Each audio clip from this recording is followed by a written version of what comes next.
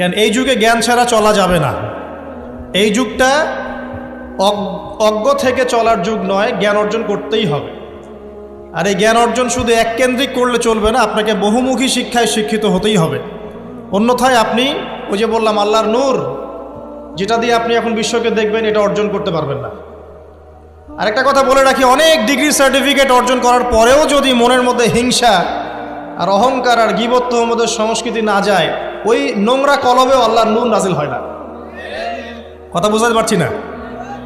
অনেক degree certificate অর্জন করেছেন, তো মনের মধ্য থেকে এখনো হিংসাই যায় নাই, এখনো গীবত তহমতের সমালোচনার সংস্কৃতিই বর্জন করতে পারেন নাই, এখনো খোলা মনে সবাইকে ভাই মনে করতে পারছেন না। সংকীর্ণ মন, একটা ছোট মন নিয়ে ছোট লোকের মতো আপনি চলাফেরা করেন, এই মন নিয়ে চললে আল্লাহর নূর নাজিল হবে না।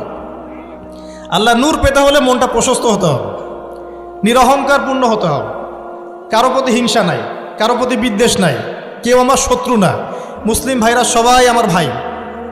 উদার একটা যখন মন মানসিকতা থাকবে, নিরহংকারপূর্ণ মন থাকবে, জ্ঞান অনুযায়ী আমল হবে, সেজদায় কান্নাকাটি করবেন, আল্লাহ নূর চলে আসবে ইনশাআল্লাহ। আর এগুলো আসলে এখনকার সায়েন্স দিয়ে আমি ব্যাখ্যা করতে পারবো না, এগুলো আধ্যাত্মিক কথাবার্তা। আমাদের বাহ্যিক এই জগতের বাইরেও কিন্তু একটা জগৎ আছে, আমি মনে হয় বুঝাতে পারছি না। বারাকা, আল্লাহ পাকের বরকতকে দেখেছেন কখনো চোখ দিয়ে? আল্লাহ পাকের বরকত বলে একটা কথা আছে না? আছে না?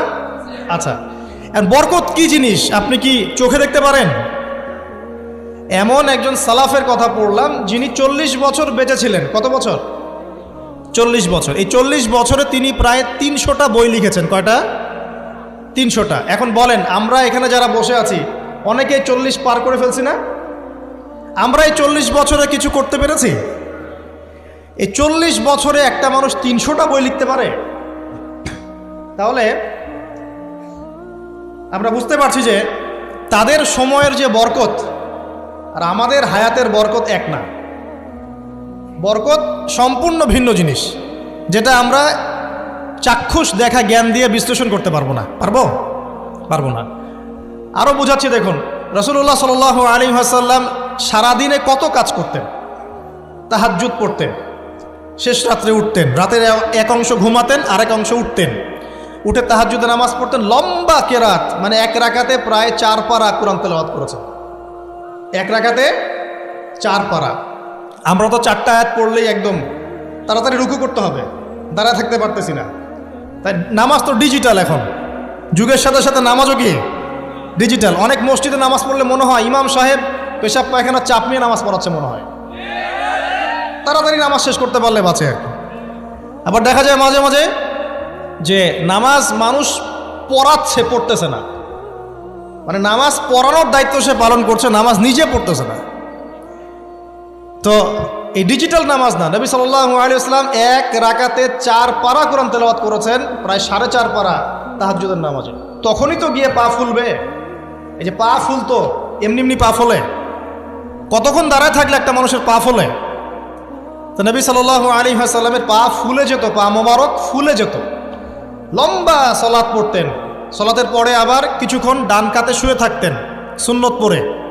বেলাল রাদিয়াল্লাহু আনহু এসে ডাক দিতেন, তিনি গিয়ে মসজিদ নববীতে নামাজ পড়াতেন। ফজরের নামাজও হতো লম্বা, কেরাত হতো লম্বা। নামাজের পরে আবার সাহাবীদের সাথে কথাবার্তা বলতেন, দ্বীনি বিষয়ে মোজাকারা করতেন। তারপরে ইশরাকের নামাজ পড়তেন, চাশতের নামাজ পড়তেন, পরিবারের দেখাশোনা করতেন, দিন প্রচার করতেন, রুজি রুটির ব্যাপার ছিল। এই সারাদিন যে এতগুলো কাজ তিনি করতেন, একদিনে একটা মানুষ এত কাজ করতে পারে? তো নবী সাল্লাল্লাহু আলাইহি ওয়াসাল্লামের জীবনের বরকত আমার জীবনের বরকত কি সমান? তাহলে বলেন, বরকত কি আমি চাক্ষুষ জ্ঞান দিয়ে প্রমাণ করতে পারবো? এরকম অনেক বিষয় আছে ইসলামে যেটা চাক্ষুষ জ্ঞান দিয়ে প্রমাণ করা যায় না। কবরের আযাব দেখেছেন? কেউ কি প্রমাণ করতে পারবে? আপনি কি ফেরেশতাকে দেখেছেন যারা এখন এখানে ঘিরে রেখেছে জায়গাটা? এই জায়গাটা কি ফেরেশতারা ঘিরে রাখে নাই? আল্লাহ রসুল কি সেই কথা বলেন নাই? কিন্তু আমরা কি প্রমাণ করতে পারবো এখন? আপনি চাক্ষুষ জ্ঞান দিয়ে পারবেন না। কবরের আযাব প্রমাণ করতে পারবেন না। স্বপ্ন মাঝে মাঝে দেখেন, সত্য হয় কি হয় না? মুমিনের স্বপ্ন সত্যি হবে কি হবে না? আখিরুজ জামানে মুমিনের স্বপ্ন বেশি বেশি সত্য হবে। তো সত্য স্বপ্নের কি ব্যাখ্যা দিবেন? কোনো ব্যাখ্যা নাই। আপনি কি জান্নাত জাহান্নাম দেখেছেন? দেখেন নাই। মিজান পুলসিরাত দেখেছেন? রূহ, আপনার শরীরে একটা রূহ আছে, আত্মা, এটা কি দেখেছেন? এখন এই যে বিষয়গুলো দেখা যায় না, আধ্যাত্মিকত্ব, বারাকা, আল্লাহর নূর, কবরের আযাব, পরকাল, ফেরেশতা, জিনজাতি, তো এগুলোকে আমরা তো বাহ্যিক জ্ঞান দিয়ে ব্যাখ্যা করতে পারবো না, পারবো? তাই বলে কি এগুলোর অস্তিত্ব নাই? বলেন, এগুলোর অস্তিত্ব আছে কি নাই? যদি এগুলোর অস্তিত্ব কেউ বিজ্ঞান দিয়ে প্রমাণ করতে চায়, পারবে? যুক্তি দিয়ে প্রমাণ করতে চাইলে পারবে? কোনো দর্শন দিয়ে প্রমাণ করতে চাইলে পারবে? পারবে না। তাহলে এখানে একটা বিষয় হচ্ছে, আল্লাহর পক্ষ থেকে যা নাজিল হয়েছে চোখ বন্ধ করে বিশ্বাস করতে হবে। এখন এই চোখ বন্ধ করে বিশ্বাস করলে পরে মানুষ আপনাকে বলবে ধর্মান্ধ, কি বলবে? এবং ইসলামের এই মৌলিক বিষয়গুলোকে যদি আপনি চোখ বন্ধ করে মেনে চলেন, এখনকার বিশ্বের মানুষ আপনাকে বলবে আপনি মৌলবাদী। এখন আপনি বলেন, ইসলামের মৌলিক বিষয়গুলোকে মেনে না চললে কি কেউ মুসলিম হতে পারবে কি না? পারবে? তাহলে পরিপূর্ণ মুসলিম হতে হলে আমাকে মৌলবাদী হতে হচ্ছে কি না? আমি এটা দিয়ে কি বুঝাচ্ছি? বুঝাচ্ছি আল্লাহ পাকের নাজিল করা প্রতিটা বিষয়কে চোখ বন্ধ করে মানতে হবে। কিছু বিষয় আমার বুঝে আসবে, কিছু বিষয় আমার বুঝে নাও আসতে পারে। এখন যতগুলো বিষয় বললাম একটাও কি ব্যাখ্যা করতে পারবেন? কিন্তু এগুলো আপনাকে মানতেই হচ্ছে, কারণ আপনি মুসলিম। আল্লাহ বলেছেন, রাসূল বলেছেন, আমি মেনেছি। এখন আমার জ্ঞান কি আল্লাহ এবং তার রাসূলের জ্ঞানের চেয়ে বেশি না কম? এই পুরো মহাবিশ্ব যিনি পরিচালনা করছেন তার জ্ঞান বেশি না আমার জ্ঞান বেশি? এই পুরো মহাবিশ্বে শত কোটি গ্যালাক্সি আছে, এক একটা গ্যালাক্সিতে হাজার হাজার সৌরজগৎ আছে। এরকম শত সহস্র গ্যালাক্সি নিয়ে একটা আসমান গঠিত হয়। এরকম 7টা মহাদেশ আছে, সাতটা মহাবিশ্ব আছে। এই 7 মহাবিশ্বের উপরে আছে কুরসি, ওয়াসিআ কুরসিয়ুহুস সামাওয়াতি ওয়াল আরদ। তার উপরে আছে মহাসাগর, যার গভীরতা 500 বছরের পথ।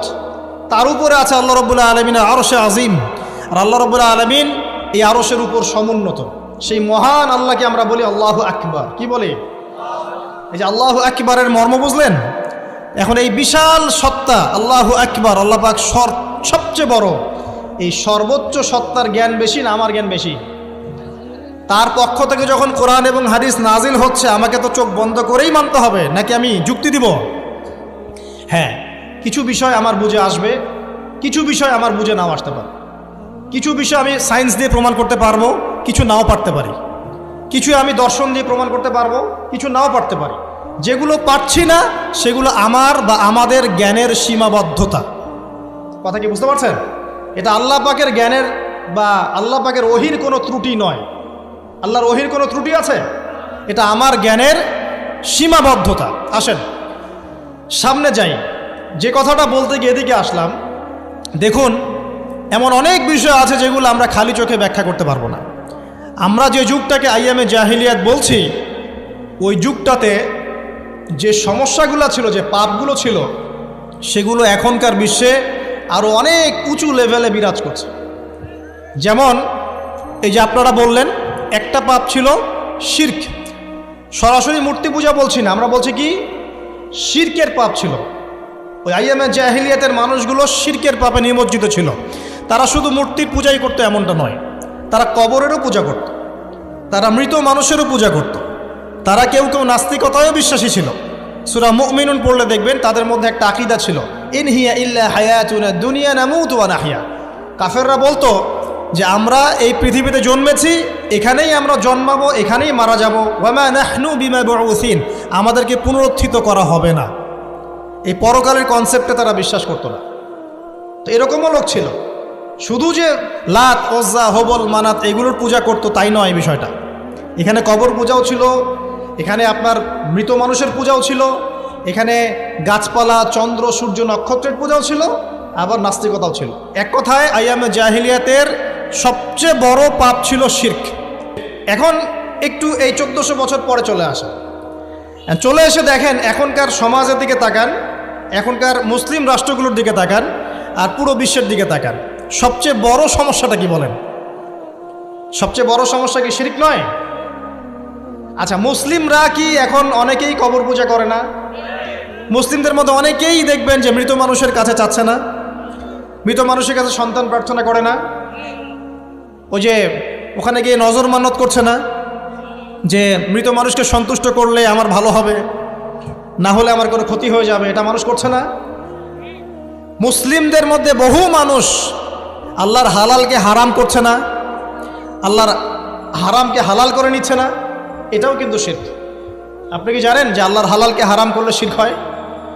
আল্লাহর হারামকে হালাল করলে শিরক হয়? সুদ হালাল না হারাম?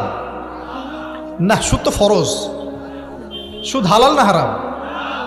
সুদ তো এখনকার বিশ্বে ফরজ। সুদ ছাড়া এই বিশ্ব চলবে না। আপনি ঠিক বলছেন, কিন্তু সুদ ছাড়া এই বিশ্ব চলে না। যে কোনো কিছু করতে গেলে সুদ লাগে। তো এখন যে সবাই এটাকে হালাল করে নিচ্ছে, এটা কি হচ্ছে? আল্লাহর হারামকে মানুষ হালাল করছে না? আচ্ছা বলেন, মদ হারাম না হালাল? বলেন। মদ তো ওয়াজিব নাকি? যুব সমাজে তো মদ না খেলে চলেই না। মদ খায় না এমন যুব সমাজের সংখ্যা বেশি না খায় তার সংখ্যা বেশি? কয়টা ছেলে আছে স্মোক করে না? বলেন, কয়টা ছেলে দেখাতে পারবেন যারা স্মোক করে না? এখানে কারা কারা স্মোক করেন না? মাশাআল্লাহ, আলহামদুলিল্লাহ, মাশাআল্লাহ। হাত নামান, হাত নামান, হাত নামান। আল্লাহ পাক আপনাদের রক্তে এবং মাংসে বরকত দান করুন, দোয়া করি। যদি আপনি কোনো কমিউনিটির মধ্যে দেখাতে পারেন যে তারা মাদক থেকে দূরে আছে, তারা শুধুমাত্র ইসলামিক কমিউনিটি, অন্য কোনো কমিউনিটি না। যদি আপনি মাদক মুক্ত কোনো ক্যাম্পাস দেখাতে পারেন, সেটা হবে মাদ্রাসা। যদি পর্ন মুক্ত ক্যাম্পাস দেখাতে পারেন, দেখাতে হবে মাদ্রাসাকে। এখানে বিষয়টা হচ্ছে, যারা ইসলাম প্র্যাকটিস করে, কোরআন এবং সুন্নাহর বুঝ যাদের মধ্যে আছে, যাদের মধ্যে আল্লাহর ভয় আছে, এরা কখনো সুদ খাবে? এরা কি মদ খাইতে পারবে? পারবে না। ইনশাআল্লাহ আপনারা কি জিনা করতে পারবেন? আল্লাহ পাক আপনাদেরকে ঈমান আমলের উপর অটুট রাখুন, আমিন।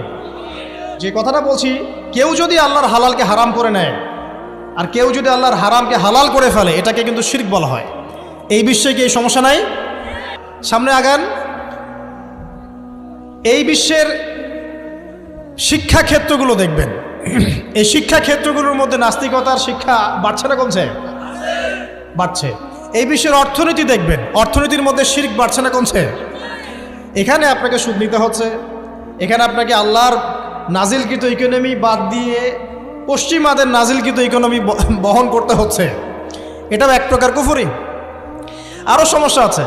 এই বিশ্বের ওয়ার্ল্ড অ্যাফেয়ার্সের দিকে তাকাবেন, দেখবেন বিশ্বের কয়টা জায়গা আপনি আমাকে দেখাতে পারবেন যেখানে মুসলিমদের মধ্যেও আল্লাহ রাব্বুল আলামিনের নাজিলকৃত বিধান দিয়ে বিচার ফয়সালা হচ্ছে? কয়টা দেখাতে পারবেন? তো যেখানে আছে খুব স্বল্প পরিসরে। পুরো বিশ্বের অবস্থা আজকে এমন।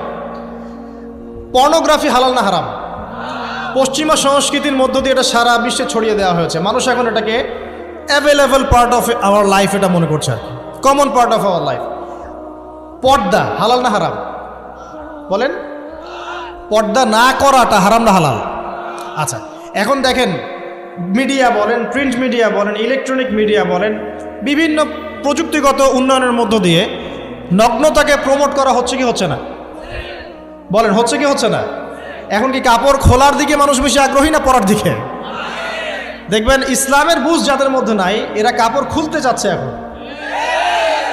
আর আমি আপনাদেরকে বলি, আগের লেকচারগুলোতেও বলেছি, এই পুরো মহাবিশ্বে আমাদের বাবা আর মা আদম এবং হাওয়া আলাইহিস সালাম, তাদের গা থেকে পোশাকটা খুলে ফেলেছিল কে জানেন? কে? ইবলিস। যখনই তারা গাছের কাছে গেলেন, তখন কি হলো? ফালাম্মা যাকাশ শাজারা বাদাত লাহুমা সাওয়াতিহিমা। যখনই তারা গাছের কাছে গেলেন, তাদের কাপড় খুলে পড়ে গেল। তাহলে পুরো মহাবিশ্বে আমাদের পিতামাতাকে নগ্ন করে দিয়েছে কে? ইবলিস, শয়তান। তাহলে এখন পৃথিবীতে যারা মুসলিমদেরকে বা অমুসলিমদেরকে, পুরো মানবতাকে যারা নগ্ন করতে চাচ্ছে, এরা কার এজেন্ট? এরা কার এজেন্টটা বাস্তবায়ন করছে? এটা কি বুঝতে বাকি থাকে? আমি কথাগুলো বানিয়ে বলি নাই। সূরা আরাফ পড়েন, দেখবেন সব লেখা আছে। আসেন, এক কথায় বলতে চাচ্ছি, ওই সময়কার যে শিরকটা শুধুমাত্র মক্কায় সীমাবদ্ধ ছিল, এখনকার শিরকটা গ্লোবালাইজেশন হয়েছে আর কি। পুরো দেশে দেশে দেশে শিরক ছড়িয়ে পড়েছে। আসেন, ওই সময় আরেকটা বড় পাপ ছিল, যেটা এই যে এক ভাই বলল, সেটা হলো রিবা। রিবা, রিবা মানে কি? সুদ। রিবা মানে সুদ, জানেন তো? আর সুদ তো ফরজ নাকি ভাই? আচ্ছা, এমন কোনো গ্রাম নাই বাংলাদেশে যেখানে সুদ নাই, আর বিশ্বের এমন কোনো দেশ নাই যেখানে সুদ নাই। আর এই যুগের কথাই নবী সাল্লাল্লাহু আলাইহি ওয়াসাল্লাম হয়তোবা বলেছিলেন, আল্লাহু আ'লাম, আল্লাহ ভালো জানেন, যে এমন একটা যুগ আসবে যে যুগে ম্যাক্সিমামই সুদখোর হবে। যে ব্যক্তি সুদের ছিটাফোঁটা মানে সুদের পাপ থেকে বেঁচে থাকতে চাইবে, ওর গায়েও গিয়ে সুদের ছিটাফোঁটা গিয়ে লাগবে। এটা সেই যুগ না? আপনি বুঝতে পারছেন না হয়তো, এটা সেই যুগ। আপনি মনে করছেন দাড়ি টুপি পাগড়ি জুব্বা মাশাআল্লাহ সব লাগাই দিছি, হ্যাঁ, বাইরে একটা সাইনবোর্ড আছে, আমি মৌলবী আল্লামা, আমি একজন দায়ী বক্তা, কিন্তু সুদের যে ওই ছিটাফোঁটা এটা আপনার কাছে আমার কাছেও আছে। হয়তো আপনি বুঝতে পারছেন না। কখন বুঝবেন? যখন ইসলামিক অর্থনীতির বইগুলো পড়তে পারবেন। আর শুধু ইসলামিক অর্থনীতির বই যথেষ্ট না, এর পাশাপাশি আমাদের দরকার এই প্রচলিত যে IMF ইন্টারন্যাশনাল মনিটারি সিস্টেম এর নীতিগুলো জানা। তখন কি আপনি বুঝবেন ওয়ার্ল্ড ব্যাংক কী জিনিস, IMF কী জিনিস, ঠিক আছে? তখন বুঝবেন যে পেট্রো ডলার কী জিনিস, তখন বুঝবেন যে হার্ড কারেন্সি সফট কারেন্সি কী জিনিস, এখন বুঝবেন না। আর যেহেতু বুঝবেন না, অতএব আমি এগুলো বলেও লাভ নাই। যেহেতু আপনি বুঝবেন না, আমি যদি এখন এসব নিয়ে কথা বলি, আপনার কাছে মনে হবে এসব কি উল্টাপাল্টা কথা কইতেছে। ঠিক আছে? তো যাই হোক, আগে আল্লাহর ওয়াস্তে ইসলামিক ইকোনমিক্স পড়েন এবং ইন্টারন্যাশনাল মনিটারি সিস্টেম সম্পর্কে পড়েন। প্রত্যেক স্টেটের প্রধান যারা আছেন তারা জানেন যে ওয়ার্ল্ড ব্যাংক কী জিনিস, তারা জানেন IMF কী জিনিস। ঋণের এমনি এমনি কোনো কান্ট্রিকে তারা ঋণ দিবে না, একটা বিশাল বড় সুদের জালে ওদেরকে ফেলবে, তারপর জনগণের রক্ত চুষে সুদ শোধ করতে হবে। আর যারা পারবে না, ওরা যে শ্রীলঙ্কার মতো দেউলিয়া হয়ে যাবে। ও কেন দেউলিয়া হয়ে গেছে? বিকজ ও ঋণ শোধ করতে পারছে না, বাস দেউলিয়া। তো যাই হোক, পড়াশোনা করেন। আমি একজন স্কলারের নাম বলে দেই, এক লেকচারে তো সব বলে দেওয়া সম্ভব না। সম্ভব? আমি রাস্তা দেখাচ্ছি আপনাদেরকে। আপনারা আল্লামা তকি উসমানীর বইগুলো পড়েন, নাম শুনেছেন? আচ্ছা, নাকি এখন বলবেন যে উনি তো হানাফি মাযহাবের, আমি তো আহলে হাদিস পড়বো না, এটা বলবেন নাকি? আল্লামা তকি উসমানী এই বিশ্বের সবচেয়ে বড় আলেমদের একজন। আল্লামা তকি উসমানী এই বিশ্বের সবচেয়ে রিনাউন্ড আলেমদের একজন। তার ইসলামিক অর্থনীতির যে পুরো সিরিজ আছে, আল্লাহর ওয়াস্তে বাসায় কিনে একবার পড়ে দেখেন অর্থনীতি কী জিনিস, আপনি কিসের উপর দাঁড়িয়ে আছে। পড়া যাবে না ইনশাল্লাহ? আপনি তাকে ভালো যদি নাও বাসেন, তাও পড়ে দেখেন। মনে করেন আপনি একটা কমিউনিটির মধ্যে আছেন, বা একটা সংগঠনে আছেন, বা একটা ঘরানার মধ্যে আছেন, তাহলে কি অন্য ঘরানার বইপত্র পড়া যাবে না? হারাম হয়ে গেছে নাকি? এই যে সংকীর্ণ মানসিকতা থাকলে ভাই হেদায়েত পাওয়া যাবে না। আর আপনি যে মনে করছেন আমি একদম হকের উপর আছি, আপনি সঠিক পথে আছেন ঠিকই, তবে এটা সঠিক ভুল পথ। কথা বুঝতে পারছেন না? আপনি মনে করছেন যে আমি একদম চূড়ান্ত সঠিক বিষয়ের উপর আছি। হ্যাঁ, আপনি সঠিক বিষয়ের উপর আছেন ঠিকই, বাট আপনি সহি একটা ভুল পথে আছেন। এটা বুঝবেন পরে, যখন জ্ঞানের পরিধি বাড়তে থাকবে তখন বুঝবেন যে সহি পথ কোনটা, সহি ভুল পথ কোনটা। মুসলিমদের মধ্যে ফাটল সৃষ্টি করে জান্নাতে যাওয়া যায় না। যায়? পুরো মুসলিমরা একটা উম্মাহ, এবং যারাই মুসলিম উম্মার মধ্যে ফাটল সৃষ্টি করতে চায় এরা উম্মার বন্ধু নয়, শত্রু। মুসলিম উম্মার মধ্যে কোনো ফাটল সৃষ্টি করবেন না। সবার মাঝখানেই হৃদ্যতা, ভালোবাসার বন্ধন থাকবে। যদি বিভিন্ন ধর্মের মানুষ একসাথে বসবাস করতে পারে একটা দেশে, তাহলে বিভিন্ন তরিকা এবং মাযহাবের মানুষও একসাথে থাকতে পারবে একটা দেশে ইনশাআল্লাহ। আমরা আমাদের মাঝে ইখতিলাফি বিষয় থাকতে পারে, কিন্তু দিন শেষে আমরা সবাই মুসলিম ইনশাআল্লাহ। দিন শেষে ইসলামের জন্য দাঁড়াতে হলে দল মত মাযহাব তরিকা নির্বিশেষে সবাই একসাথে দাঁড়াবে ইনশাআল্লাহ। আল্লাহ পাক আমাদের হৃদয়টাকে প্রশস্ত করুন, আমিন। প্রিয় মা ও বোনেরা, পর্দা ছাড়বেন না। আপনাদের জন্য 4টা কাজ: স্বামীর আনুগত্য করা, লজ্জাস্থানের হেফাজত করা, আপনার 5 ওয়াক্ত সালাত ঠিকঠাক মতো আদায় করা, এবং রমজান মাসে সাওম রাখা। নবীজি বলেছেন সাল্লাল্লাহু আলাইহি ওয়াসাল্লাম, জান্নাতের যে কোনো দরজা দিয়ে ইচ্ছা আপনি প্রবেশ করতে পারবেন। আপনার জন্য সহজ। আর স্বামীর আনুগত্য বলতে আমি বুঝাইনি স্বামীর দাসত্ব করতে হবে, এটা বলিনি। এখনকার কিছু ফ্যামিলিস্ট মেয়ে আছে, ওরা আনুগত্য শব্দ মনে হয় যে দাসত্ব মনে হয়। আনুগত্য দাসত্ব এক জিনিস না। আনুগত্য কি? স্বামী কোরআন সুন্নাহর অনুকূলে কোনো কথা বলেছে, আপনি মানবেন। স্বামী বলছে পর্দা করো, তোমাকে ভালোবেসে বলছি তুমি পর্দা করো, তুমি আমার অনেক প্রিয় একজন মানুষ, তুমি বেপর্দায় বাইরে যাবা, লোকজন দেখবে, কেমন হয়? ঠিক আছে, তোমাকে তো আমিই বিয়ে করেছি, তুমি আমার, মানুষ তোমাকে দেখবে কেন? ঠিক আছে? তো এখন স্বামী ভালো কথা বলেছে, আপনি শুনলেন, এটা আনুগত্য। আর ওই স্বামী যদি বলে আসো তো আমার কলিগরা এসেছে, ওকে খাবার সার্ভ করতে হবে, আসো খাবারটা পরিবেশন করো, এখন আপনি বেপর্দা হয়ে আপনার স্বামীর কলিগের সামনে খাবার পরিবেশন করতে শুরু করলেন, এটা কি আনুগত্য করতে হবে? এটা তখন আপনি আনুগত্য করবেন না। সিম্পল, কোরআন সুন্নাহর অনুগত কাজে আপনি স্বামীর আনুগত্য করবেন, বিপরীতে গেলে আপনি করবেন না। স্বামীর আনুগত্য মানে স্বামীর দাসত্ব নয়। আর এই হাদিসটা আপনি কেন ভুলে যান যে আল্লাহ রাসূল সাল্লাল্লাহু আলাইহি ওয়াসাল্লাম বলেছেন, আল্লাহ ছাড়া যদি কাউকে সেজদা করা যেত, সম্মান বুঝাচ্ছেন, আল্লাহ ছাড়া যদি কাউকে সেজদা করা জায়েজ হতো, আমি মেয়েদেরকে বলতাম যেন স্বামীকে সেজদা করে। কেন? কারণ আপনাকে রেসপন্সিবিলিটি, আপনার খাবার, আপনার ফুড, আপনার শেল্টার, আপনার মানে পুরো দায় দায়িত্ব নিজের হাড় ভাঙা পরিশ্রম দিয়ে, জীবনের ঝুঁকি নিয়ে স্বামী আপনার জন্য করে। সে আপনার সম্মান পাওয়ার যোগ্য তো? সে কি আপনার সম্মান পাওয়ার যোগ্য নয়? আপনি যদি সম্মানের হক আদায় না করতে পারেন তাহলে আপনি অকৃতজ্ঞ। আর অকৃতজ্ঞ মেয়ে কখনো জান্নাতে যাবে? একটা হাদিসে আছে, বেশিরভাগ মেয়ে জাহান্নামের যাওয়ার অন্যতম কারণ হচ্ছে তারা স্বামীর সাথে কুফুরি করে। কি করে? মানে সারা জীবন স্বামী ভালোবেসে যায়, ভরণ পোষণ দিয়ে যায়, সব চাহিদা পূরণ করে যায়, একদিন দেখবেন কথা কাটাকাটি হয়েছে, ওই দিন বলে বসবে যে তোমার কাছে আমি কিচ্ছু পাই নাই সারাদিন। এই যে কুফুরি, এই কারণে তারা জাহান্নামে যেতে পারে বেশি। আল্লাহ হেফাজত করুন। আমি আরেকটা কারণ হচ্ছে যে বেপর্দা। আপনাকে 4টা মূলনীতি ফলো করতে হবে। 1, এমন কোনো পোশাক পরবেন না যে পোশাকটা আটো সাটো, যেটা পরলে আপনার গায়ের কাঠামো বোঝা যায়। এটা বোরখা হলেও পরা যাবে না।